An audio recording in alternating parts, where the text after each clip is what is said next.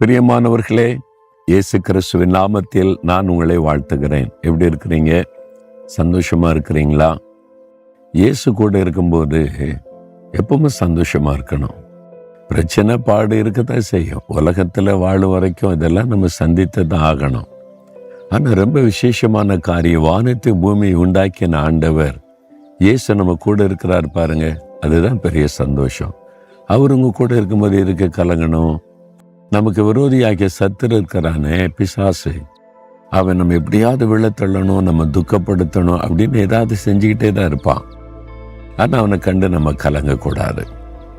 பாருங்க, மீகா 7ஆம் அதிகாரம் 8ஆம் வசனத்துல ஒரு பக்தன் சொல்லுகிறார், என் சத்துருவே எனக்கு விரோதமாய் சந்தோஷப்படாதே, நான் விழுந்தாலும் எழுந்திருப்பேன்.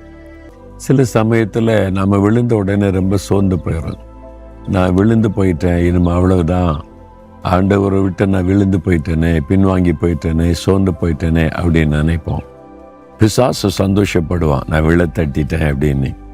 நீங்க தைரியமா சொல்லுங்க, பிசாசே, என் சாத்தானே, என் சத்துருவே, நீ ஒண்ணு சந்தோஷப்படாத, நான் விழுந்தாலும் திரும்ப எழுந்திருக்க இயேசு எனக்கு உதவி செய்வார்.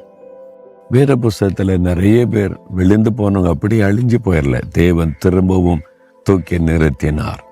உங்க வாழ்க்கையிலேயே திரும்பவும் நன்மை காண்பீங்க, திரும்பவும் உயர்த்தப்படுவீங்க, திரும்பவும் வெற்றியை காண்பீங்க, திரும்பவும் ஆசீர்வாதம் உண்டாவதை பார்ப்பீங்க, திரும்பவும் நீங்க மேன்மைப்படுத்தப்படுவீங்க. அதனால நான் விழுந்துட்டேன், சாத்தான் கீழே தள்ளிட்டான், என் வாழ்க்கை முடிஞ்சு போச்சுன்னு நினைக்காருங்க.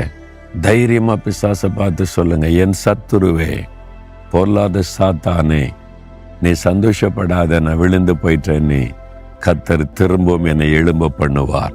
திரும்ப எழும்புங்க, ஆண்டவர் உங்களை கரம் நீட்டி சொல்லுகிறார். அதனால சந்தோஷமா மகிழ்ச்சியா எழும்பி சந்தோஷமா உங்களுடைய கடமை நிறைவேற்றுங்க.